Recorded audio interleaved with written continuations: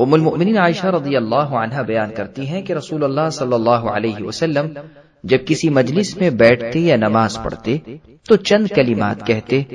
انہوں نے رسول اللہ سے ان کلمات کے بارے میں پوچھا تو رسول اللہ نے فرمایا، اگر وہ نیک باتیں کرتا ہے تو یہ کلمات مہر کی طرح قیامت تک ان پر ثبت رہتے ہیں، اور اگر اس نے بری باتیں کی ہوں تو یہ کلمات ان کا کفارہ بن جاتے ہیں۔ وہ کلمات یہ ہیں: سبحانک اللہم وبحمدک، اے اللہ آپ کی ذات پاک ہے اپنی تعریف کے ساتھ، لا الہ الا انت، آپ کے سوا کوئی معبود برحق نہیں، استغفرک، میں آپ سے بخشش طلب کرتا ہوں، واتوب الیک، اور آپ کی طرف توبہ کرتا ہوں۔